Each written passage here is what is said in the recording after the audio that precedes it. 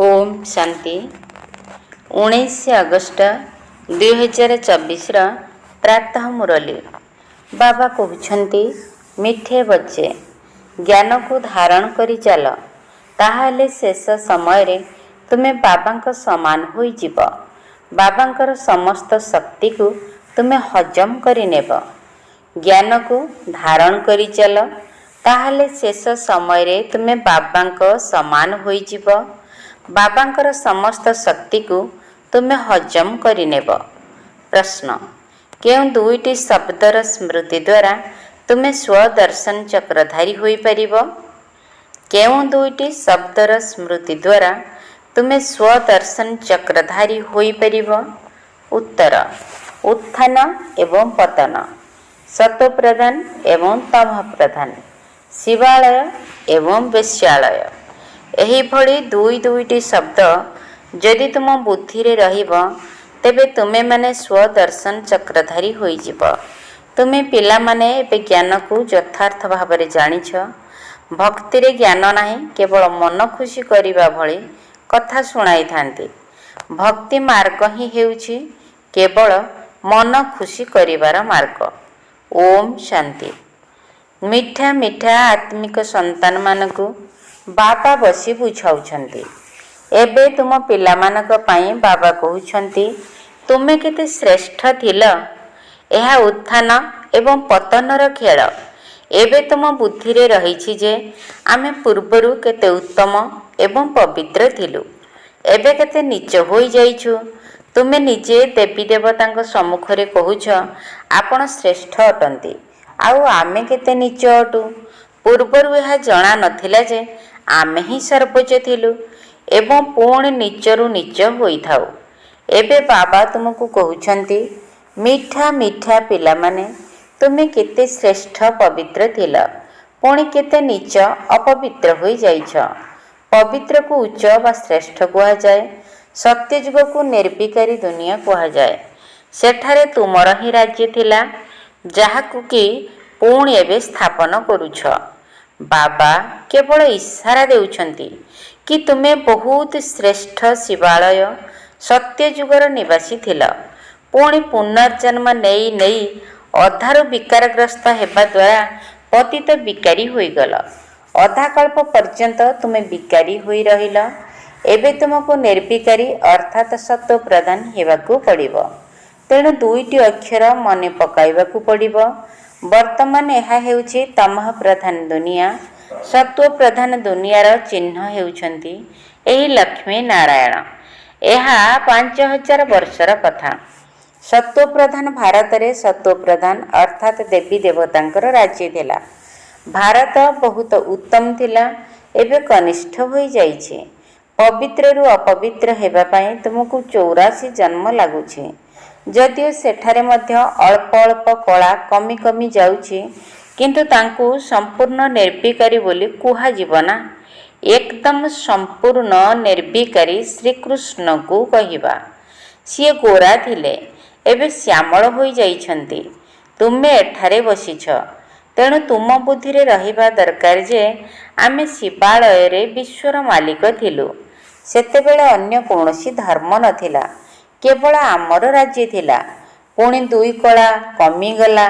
अल्प अल्प कला कम होई होई त्रेता जुगरे दुई कला कम होई गला। अपवित्र होई जाउछंती, पुणी आहुरी तळकु खसी खसी छी छी होई जाउछंती। एहा कोही विकारी दुनिया कुहा जाए। समस्त विषय बैतरणी नदी रे उबुटुबु हेउछंती। सेठारे सत्य जुगरे क्षीर सागर रे रहुथिले। तुमे एबे सारा विश्वर इतिहास भूगोल को निजर 84 जन्मर कहानी को भल भावरे बुझीगलणी। आमे एही लक्ष्मी नारायण राज्य रे संपूर्ण निर्विकारी थिलु। पवित्र राजत्व थिला, तेणु तांकु संपूर्ण स्वर्ग कहिबा। पुणी त्रेता जुग हेउछि सेमी स्वर्ग। एकथा बुद्धि रे अछि ना। बाबा ही आसी सृष्टिर आदि मध्य अंतर रहस्य बुझाउछंती। सृष्टि चक्रर मध्य कालरे रावणर प्रवेशता हेउछि। पुणी अंतिम समय रे एही विकारी दुनियार विनाश हेब। ତୁମକୁ ସତ୍ୟଯୁଗ ଆଦିରେ ଆସିବା ପାଇଁ ପବିତ୍ର ହେବାକୁ ପଡ଼ିବ। ତେଣୁ ନିଜକୁ ଆତ୍ମା ନିଶ୍ଚୟ କରି ମୋତେ ମନେ ପକାଅ। ବାବା ହିଁ ଆସି ସୃଷ୍ଟିର ଆଦି ମଧ୍ୟ ଅନ୍ତର ରହସ୍ୟ ବୁଝାଉଛନ୍ତି। ସୃଷ୍ଟି ଚକ୍ରର ମଧ୍ୟକାଳରେ ରାବଣର ପ୍ରବେଶତା ହେଉଛି। ପୁଣି ଅନ୍ତିମ ସମୟରେ ଏହି ବିକାରୀ ଦୁନିଆର ବିନାଶ ହେବ। ତୁମକୁ ସତ୍ୟଯୁଗ ଆଦିରେ ଆସିବା ପାଇଁ ପବିତ୍ର ହେବାକୁ ପଡ଼ିବ। ତେଣୁ ନିଜକୁ ଆତ୍ମା ନିଶ୍ଚୟ କରି ମୋତେ ମନେ ପକାଅ। ନିଜକୁ ଦେହ ବୋଲି ଭାବ ନାହିଁ। ତୁମେ ଭକ୍ତି ମାର୍ଗରେ ପ୍ରତିଜ୍ଞା କରିଥିଲ, ବାବା ଆପଣ ଆସିଲେ ଆମେ ଆପଣଙ୍କର ହିଁ ହୋଇଯିବୁ। ଆତ୍ମା ତାର ପିତାଙ୍କ ସହିତ ବାର୍ତ୍ତାଳାପ କରୁଛି। କୃଷ୍ଣ ତ ଆତ୍ମାର ପିତା ନୁହନ୍ତି। ଆତ୍ମାମାନଙ୍କର ପିତା ଏକମାତ୍ର ନିରାକାର ଶିବ ବାବା ଅଟନ୍ତି। ଲୌକିକ ପିତାଙ୍କ ନିକଟରୁ ବିନାଶୀ ସମ୍ପତ୍ତି ମିଳୁଛି, ଆଉ ପାରଲୌକିକ ପିତାଙ୍କ ନିକଟରୁ ପୁରା ଭାରତକୁ ଅବିନାଶୀ ସମ୍ପତ୍ତି ମିଳୁଛି। ସେଥିପାଇଁ ସତ୍ୟଯୁଗକୁ ଶିବାଳୟ କୁହାଯାଏ। ଶିବ ବାବା ହିଁ ଆସି ଦେବୀ ଦେବତା ଧର୍ମର ସ୍ଥାପନା କରୁଛନ୍ତି। ଏହି କଥାକୁ ତ ସର୍ବଦା ମନେ ରଖିବା ଦରକାର। ଏହା ଖୁସିର କଥା ନା। ଏବେ ଆମେ ପୁଣି ଥରେ ଶିବାଳୟକୁ ଯାଉଛୁ। କେହି ମରିଗଲେ କୁହନ୍ତି ସ୍ୱର୍ଗକୁ ଗଲା, କିନ୍ତୁ ଏଭଳି କେହି ଯାଆନ୍ତି ନାହିଁ। ମନକୁ ଖୁସି କରିବା ପାଇଁ ଏସବୁ ଭକ୍ତି ମାର୍ଗରେ କାହାଣୀ ତିଆରି କରିଛନ୍ତି। ପ୍ରକୃତ ସ୍ୱର୍ଗକୁ ତ ଏବେ ତୁମେମାନେ ହିଁ ଯାଉଛ। ସେଠାରେ କୌଣସି ରୋଗ ବେମାରୀ ହୁଏ ନାହିଁ। ତୁମେ ସର୍ବଦା ହର୍ଷିତ ହୋଇ ରହିବ। ବାବା ଏଠାରେ ବସି କେତେ ସହଜ ରୀତିରେ ଛୋଟ ଛୋଟ ପିଲାମାନଙ୍କୁ ବୁଝାଉଛନ୍ତି। ତୁମେ ବାହାରେ କେଉଁଆଡ଼େ ରହିଲେ ମଧ୍ୟ ସ୍ୱର୍ଗରେ ପଦ ପ୍ରାପ୍ତ କରିପାରିବ। ଏଥିରେ ମୁଖ୍ୟ ହେଉଛି ପବିତ୍ରତା ଏବଂ ତା ସହିତ ଖାଦ୍ୟ ପାନୀୟର ମଧ୍ୟ ଶୁଦ୍ଧତା ଆବଶ୍ୟକ। ଦେବତାଙ୍କ ନିକଟରେ କେବେ ସିଗାରେଟ ବିଡ଼ି ଆଦିର ଭୋଗ ଲଗାଯାଏ କି? ଗ୍ରନ୍ଥ ସମ୍ମୁଖରେ କେବେ ଅଣ୍ଡା କିମ୍ବା ବିଡ଼ି ଆଦିର ଭୋଗ ରଖାଯାଏ କି? ଗ୍ରନ୍ଥ ସାହେବଙ୍କୁ ଗୁରୁ ଗୋବିନ୍ଦଙ୍କର ଶରୀର ବୋଲି ଭାବନ୍ତି। ଗ୍ରନ୍ଥକୁ ଏତେ ସମ୍ମାନ ଦିଅନ୍ତି ଯେପରି ଏହା ଗୁରୁଙ୍କର ଶରୀର ଅଟେ। ଶିଖ ଧର୍ମର ଲୋକମାନେ ଏହିଭଳି ଭାବନ୍ତି। କିନ୍ତୁ ଗୁରୁ ନାନକ ତ ଗ୍ରନ୍ଥ ଲେଖିନଥିଲେ, ସିଏ ତ ଅବତାର ନେଇଥିଲେ। ପ୍ରଥମେ ଶିଖ ଧର୍ମର ବୃଦ୍ଧି ହୋଇ ଚାଲିଲା, ପରେ ଗ୍ରନ୍ଥ ଲେଖିଲେ। ଜଣକ ପରେ ଜଣେ ଶିଖ ଧର୍ମକୁ ଆପଣାଇଲେ। ପ୍ରଥମେ ତ ଗ୍ରନ୍ଥ ମଧ୍ୟ ଏତେ ଛୋଟ ହସ୍ତଲିଖିତ ଥିଲା। ମନୁଷ୍ୟ ଗୀତା ପାଇଁ ଭାବନ୍ତି ଏହା କୃଷ୍ଣଙ୍କର ରୂପ ଅଟେ। ଯେପରି ନାନକଙ୍କର ଗ୍ରନ୍ଥ, ସେହିପରି କୃଷ୍ଣଙ୍କର ଗୀତାର ମଧ୍ୟ ଗାୟନ ରହିଛି। ସମସ୍ତେ କୃଷ୍ଣ ଭଗବାନ ବାଚ ହିଁ କହୁଛନ୍ତି। ସେଥିପାଇଁ ଏହାକୁ ଅଜ୍ଞାନ କୁହାଯାଏ। ଜ୍ଞାନ ତ ଏକମାତ୍ର ପରମପିତା ପରମାତ୍ମାଙ୍କ ନିକଟରେ ଅଛି। ଗୀତା ଦ୍ୱାରା ହିଁ ସଦ୍ଗତି ହୋଇଥାଏ। ସେହି ଜ୍ଞାନ ତ ବାବାଙ୍କ ପାଖରେ ଅଛି। ଜ୍ଞାନ ଦ୍ୱାରା ଦିନ ଏବଂ ଭକ୍ତି ଦ୍ୱାରା ରାତି ହେଉଛି। ଏବେ ବାବା କହୁଛନ୍ତି ଆତ୍ମାକୁ ପବିତ୍ର କରିବାର ଅଛି। ସେଥିପାଇଁ ପରିଶ୍ରମ କରିବାକୁ ପଡ଼ିବ। ମାୟାର ତୋଫାନ ଏଭଳି ଶକ୍ତିଶାଳୀ ରୂପରେ ଆସୁଛି, ଯାହାଦ୍ୱାରା ବୁଦ୍ଧିରୁ ଜ୍ଞାନ ଏକଦମ ହଜିଯାଉଛି। କାହାକୁ ବି ଶୁଣାଇ ପାରିବେ ନାହିଁ। ପ୍ରଥମତମ କାମ ବିକାର ହିଁ ବହୁତ ହଇରାଣ କରିଥାଏ। ଏହାକୁ ଜିତିବାକୁ ହିଁ ସମୟ ଲାଗିଥାଏ। ଏହା ହେଉଛି ଗୋଟିଏ ସେକେଣ୍ଡରେ ଜୀବନ ମୁକ୍ତି ପ୍ରାପ୍ତ କରିବାର କଥା। ସନ୍ତାନ ଜନ୍ମ ହେଲା ଆଉ ସମ୍ପତ୍ତିର ମାଲିକ ହେଲା। ତୁମେ ହିଁ ଚିହ୍ନି ପାରିଲ ଯେ ଶିବ ବାବା ଆସିଛନ୍ତି ଏବଂ ତୁମେ ତାଙ୍କ ସମ୍ପତ୍ତିର ମାଲିକ ହୋଇଗଲ। ଗୀତା ମଧ୍ୟ ଶିବ ବାବା ହିଁ ଗାୟନ କରିଛନ୍ତି। ସିଏ ହିଁ କହିଛନ୍ତି, କେବଳ ମୋତେ ମନେ ପକାଅ। ମୁଁ ଏହି ବ୍ରହ୍ମାଙ୍କ ସାଧାରଣ ଶରୀରରେ ଆସୁଛି। କୃଷ୍ଣ ତ ସାଧାରଣ ନୁହନ୍ତି। ସିଏ ଜନ୍ମ ନେଲାବେଳେ ତ ଯେପରି ବିଜୁଳି ଚମକି ଯାଇଥାଏ, ବହୁତ ପ୍ରଭାବ ପଡ଼ିଥାଏ। ସେଥିପାଇଁ ତ ଏପର୍ଯ୍ୟନ୍ତ ଶ୍ରୀକୃଷ୍ଣଙ୍କର ଗାୟନ କରୁଛନ୍ତି। ବାକି ଶାସ୍ତ୍ର ଆଦି ସବୁ ଭକ୍ତି ମାର୍ଗର ସାମଗ୍ରୀ। ଇଂରାଜୀରେ ଏହାକୁ ଫିଲୋସଫି ଦର୍ଶନ ଶାସ୍ତ୍ର କୁହାଯାଏ। ଆଧ୍ୟାତ୍ମିକ ଜ୍ଞାନ ତ ଆଧ୍ୟାତ୍ମିକ ପିତା ହିଁ ଦେଇପାରିବେ। ନିଜେ କହୁଛନ୍ତି, ମୁଁ ତୁମ ଆତ୍ମାର ପିତା, ଜ୍ଞାନର ସାଗର। ତୁମେମାନେ ମଧ୍ୟ ତାଙ୍କଠାରୁ ଶିଖୁଛ, ଜ୍ଞାନକୁ ଧାରଣ କରୁଛ, ପୁଣି ସର୍ବଶେଷରେ ବାବାଙ୍କ ଭଳି ହୋଇଯିବ। ସବୁକିଛି ଧାରଣା ଉପରେ ନିର୍ଭର କରେ। ପୁନଃ ସେହି ଶକ୍ତି ବାବାଙ୍କୁ ମନେ ପକାଇବା ଦ୍ୱାରା ଆସିବ। ଯୋଗକୁ ଧାର ଅର୍ଥାତ୍ ଶସ୍ତ୍ରର ତୀକ୍ଷ୍ଣତା କୁହାଯାଏ। ଖଣ୍ଡା ଗୁଡ଼ିକରେ ମଧ୍ୟ ଫରକ ରହିଥାଏ ନା। ଗୋଟିଏ ଗୋଟିଏ ଖଣ୍ଡା 100 ଟଙ୍କାର ହୋଇଥାଏ ତ ଆଉ ଗୋଟିଏ ଗୋଟିଏ 3-4 ହଜାର ଟଙ୍କାର ହୋଇଥାଏ। ବାବା ତ ଅନୁଭବୀ ଅଟନ୍ତି ନା। ଖଣ୍ଡାର ମଧ୍ୟ ବହୁତ ସମ୍ମାନ ରହିଥାଏ। ଗୁରୁ ଗୋବିନ୍ଦ ସିଂଙ୍କର ଖଣ୍ଡାର କେତେ ସମ୍ମାନ ରହିଛି। ତେବେ ତୁମମାନଙ୍କର ଯୋଗର ବଳ ଥିବା ଦରକାର ଏବଂ ଜ୍ଞାନର ଖଣ୍ଡାରେ ଯୋଗରୂପୀ ଧାର ଥିବା ଦରକାର। ଧାର ଅର୍ଥାତ୍ ଯୋଗ ବଳ ଥିଲେ ହିଁ ଜଲ୍ଦି ବୁଝିପାରିବେ। ଡ୍ରାମା ଅନୁସାରେ ତୁମେମାନେ ପରିଶ୍ରମ କରି ଚାଲିଛ, ତେଣୁ ବାବାଙ୍କୁ ଯେତେ ମନେ ପକାଇବ ସେତେ ପାପ କଟି ଚାଲିବ। ପତିତ ପାବନ ବାବା ହିଁ ଏହି ଯୁକ୍ତି ବତାଉଛନ୍ତି। ପୁଣି କଳ୍ପ ପରେ ଏହିଭଳି ଆସି ତୁମକୁ ଜ୍ଞାନ ଦେବେ। ୟାଙ୍କୁ ବ୍ରହ୍ମାଙ୍କୁ ମଧ୍ୟ ସବୁ ତ୍ୟାଗ କରାଇ ନିଜର ରଥ ରୂପେ ସ୍ୱୀକାର କରିବେ। ତୁମମାନଙ୍କୁ ପ୍ରାରମ୍ଭରୁ କେତେ ଆକର୍ଷଣ ହେଲା, କିପରି ସମସ୍ତେ ସବୁକିଛି ଛାଡ଼ି ପଳାଇ ଆସିଲେ। ବାବା ଆକର୍ଷକ ଅଟନ୍ତି ନା। ଏବେ ତୁମକୁ ଏଭଳି ସମ୍ପୂର୍ଣ୍ଣ ହେବାକୁ ପଡ଼ିବ। ତାହା ମଧ୍ୟ କ୍ରମାନୁସାରେ ହିଁ ହେବ। ଏହି ରାଜଧାନୀ ଏବେ ସ୍ଥାପନ ହେଉଛି। ତୁମେମାନେ ସତ୍ୟଯୁଗରୁ ଆରମ୍ଭ କରି କଳିଯୁଗର ଅନ୍ତ ପର୍ଯ୍ୟନ୍ତ ସୃଷ୍ଟି ଚକ୍ରକୁ ତ ଭଲ ଭାବରେ ବୁଝିଗଲଣି। ଏବେ ଏହା ହେଉଛି ସଙ୍ଗମ ଯୁଗ। ଏବେ ବାବାଙ୍କୁ ମଧ୍ୟ ପବିତ୍ର କରିବା ପାଇଁ ନିଶ୍ଚିତ ଆସିବାକୁ ପଡ଼ିବ। ପବିତ୍ରତାର ଅର୍ଥ ହେଉଛି ସତ୍ତ୍ୱପ୍ରଧାନ। ପୁଣି ଧୀରେ ଧୀରେ ଖାଦ ମିଶିଗଲା। ଏବେ ସେହି ଖାଦ କିପରି ବାହାରିବ? ଆତ୍ମା ଶୁଦ୍ଧ ଅର୍ଥାତ୍ ପବିତ୍ର ହେଲେ ଶରୀର ମଧ୍ୟ ଶୁଦ୍ଧ ଅର୍ଥାତ୍ ପବିତ୍ର ହୋଇଥାଏ।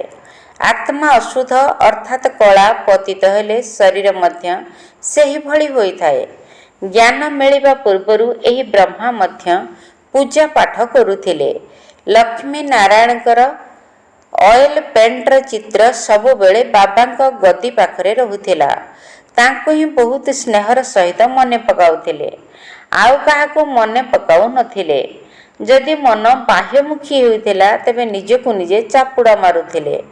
ମନ କାହିଁକି ଦୌଡ଼ୁଛି, ଦର୍ଶନ କାହିଁକି ମିଳୁନାହିଁ, ଏପରି ଚିନ୍ତନ କରୁଥିଲେ। କାରଣ ଭକ୍ତି କରୁଥିଲେ ନା। ପୁଣି ବିଷ୍ଣୁଙ୍କ ସାକ୍ଷାତକାର ହେବା ଦ୍ୱାରା ସିଏ କ'ଣ ନାରାୟଣ ହୋଇଗଲେ କି?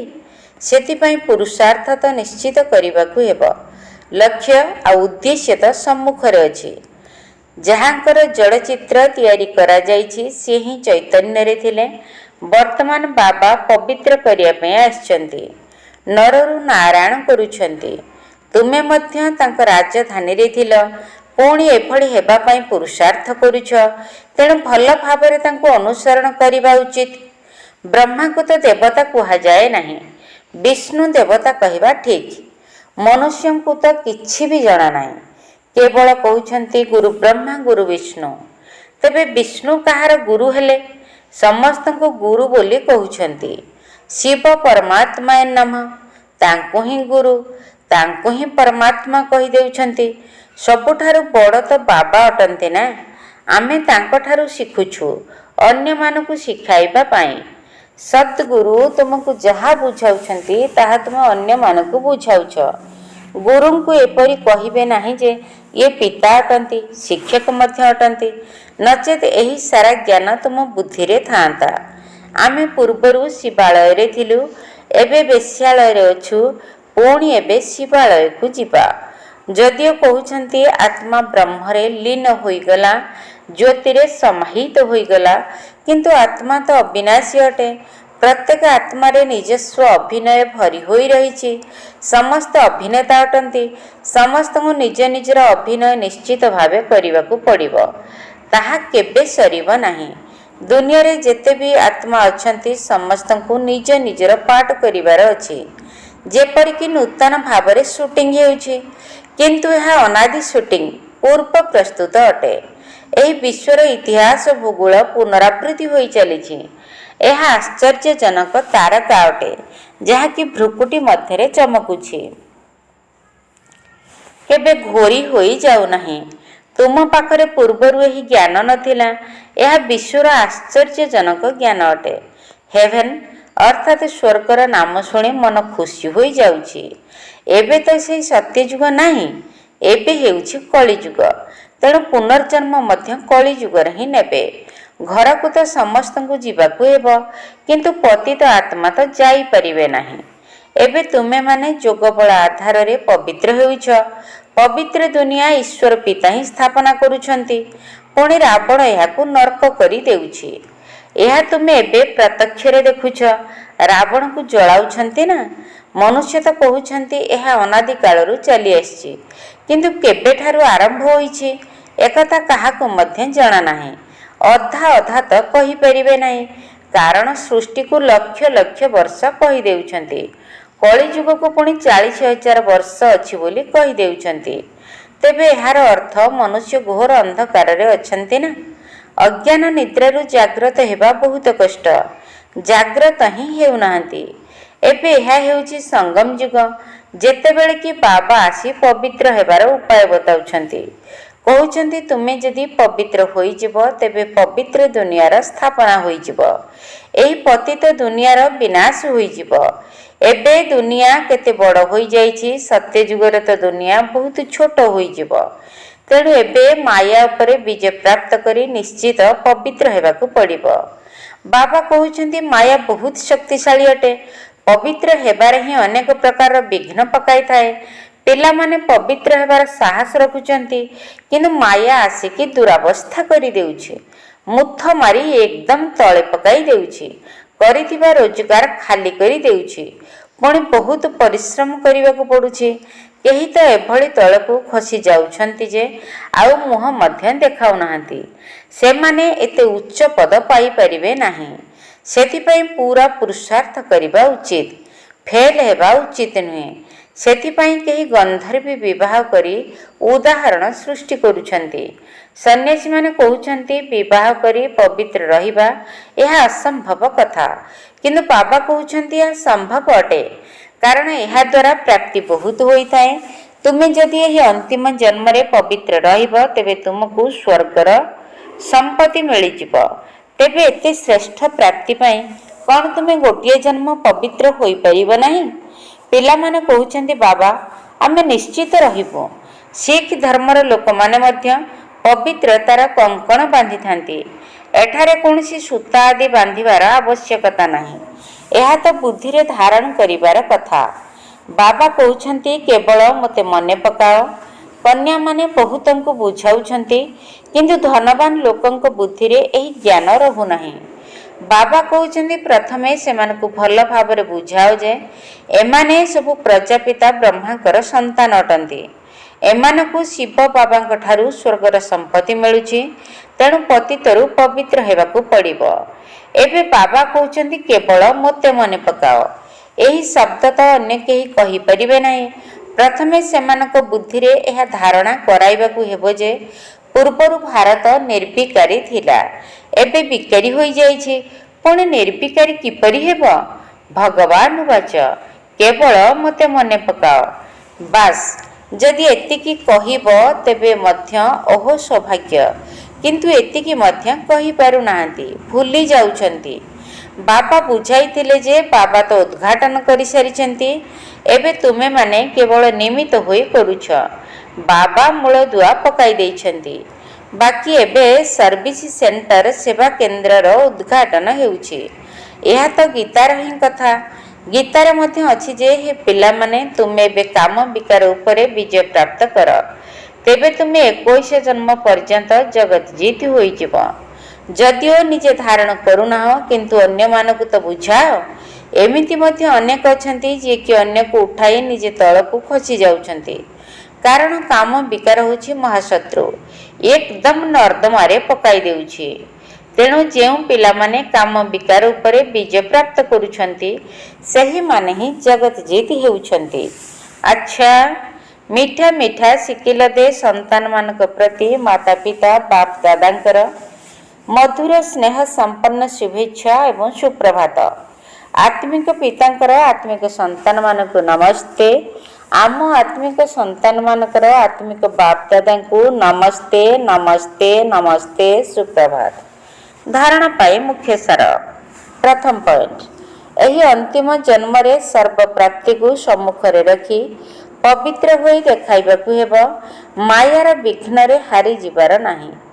ଏହି ଅନ୍ତିମ ଜନ୍ମରେ ସର୍ବପ୍ରାପ୍ତିକୁ ସମ୍ମୁଖରେ ରଖି ପବିତ୍ର ହୋଇ ଦେଖାଇବାକୁ ହେବ। ମାୟାର ବିଘ୍ନରେ ହାରିଯିବାର ନାହିଁ। ସେକେଣ୍ଡ, ଲକ୍ଷ୍ୟ ଏବଂ ଉଦ୍ଦେଶ୍ୟକୁ ସମ୍ମୁଖରେ ରଖି ପୁରା ପୁରୁଷାର୍ଥ କରିବାକୁ ହେବ। ଯେପରି ବ୍ରହ୍ମା ବାବା ପୁରୁଷାର୍ଥ କରି ନରରୁ ନାରାୟଣ ହେଉଛନ୍ତି, ସେହିପରି ତାଙ୍କୁ ଅନୁକରଣ କରି ସିଂହାସନର ଅଧିକାରୀ ହେବାକୁ ପଡ଼ିବ। ଆତ୍ମାକୁ ସତ୍ତ୍ୱ ପ୍ରଦାନ କରିବାର ମେହନତ କରିବାକୁ ହେବ। ଲକ୍ଷ୍ୟ ଏବଂ ଉଦ୍ଦେଶ୍ୟକୁ ସମ୍ମୁଖରେ ରଖି ପୁରା ପୁରୁଷାର୍ଥ କରିବାକୁ ହେବ। ଯେପରି ବ୍ରହ୍ମା ବାବା ପୁରୁଷାର୍ଥ କରି ନରରୁ ନାରାୟଣ ହେଉଛନ୍ତି, ସେହିପରି ତାଙ୍କୁ ଅନୁକରଣ କରି ସିଂହାସନର ଅଧିକାରୀ ହେବାକୁ ପଡ଼ିବ। ଆତ୍ମାକୁ ସତ୍ତ୍ୱ ପ୍ରଦାନ କରିବାର ମେହନତ କରିବାକୁ ହେବ। ବରଦାନ: ଅଧିକାରୀ ହୋଇ ସମସ୍ୟାଗୁଡ଼ିକୁ ଖେଳ ଖେଳରେ ଅତିକ୍ରମ କରୁଥିବା ହିରୋ ପାର୍ଟଧାରୀ ଭବ। ଅଧିକାରୀ ହୋଇ ସମସ୍ୟାଗୁଡ଼ିକୁ ଖେଳ ଖେଳରେ ଅତିକ୍ରମ କରୁଥିବା ହିରୋ ପାର୍ଟଧାରୀ ଭବ। ପରିସ୍ଥିତି ଚାହେଁ କିପରି ବି ହୋଇଥାଉ ନା କାହିଁକି, କେତେ ବି ସମସ୍ୟା ହୋଇଥାଉ ନା କାହିଁକି, କିନ୍ତୁ ତୁମେ ସମସ୍ୟାର ଅଧୀନ ହୁଅ ନାହିଁ, ବରଂ ଅଧିକାରୀ ହୋଇ ସମସ୍ୟାଗୁଡ଼ିକୁ ଏଭଳି ଅତିକ୍ରମ କରିନିଅ ଯେପରି ଖେଳ ଖେଳରେ ଅତିକ୍ରମ କରୁଛ। ବାହାରେ ପଛକେ କାନ୍ଦିବାର ପାଠ ପଡ଼ିଥାଉ, କିନ୍ତୁ ମନ ଭିତରେ ରହୁ ଯେ ଏସବୁ ଖେଳ ଅଟେ, ଯାହାକୁ କୁହାଯାଉଛି ଡ୍ରାମା, ଏବଂ ଆମେମାନେ ଏହି ଡ୍ରାମାର ହିରୋ ପାର୍ଟଧାରୀ ଅଟୁ। ତେବେ ହିରୋ ପାର୍ଟଧାରୀ ଅର୍ଥାତ୍ ଯେ ନିଜର ପାର୍ଟକୁ ସଠିକ ରୂପରେ କରିପାରେ। ସେଥିପାଇଁ କଡ଼ା ସମସ୍ୟାକୁ ମଧ୍ୟ ଖେଳ ମନେକରି ହାଲୁକା କରିଦିଅ, ଯାହାକି କୌଣସି ବୋଝ ଭଳି ଅନୁଭବ ନ ହେଉ। ସ୍ଲୋଗାନ: ଯଦି ସର୍ବଦା ଜ୍ଞାନର ସ୍ମରଣ କରୁଥିବ, ତେବେ ସର୍ବଦା ହର୍ଷିତ ରହିଥିବ ଏବଂ ମାୟାର ଆକର୍ଷଣ ଠାରୁ ସୁରକ୍ଷିତ ମଧ୍ୟ ରହିବ। ଯଦି ସର୍ବଦା ଜ୍ଞାନର ସ୍ମରଣ କରୁଥିବ, ତେବେ ସର୍ବଦା ହର୍ଷିତ ରହିବ ଏବଂ ମାୟାର ଆକର୍ଷଣ ଠାରୁ ସୁରକ୍ଷିତ ମଧ୍ୟ ରହିବ। ଓମ୍ ଶାନ୍ତି।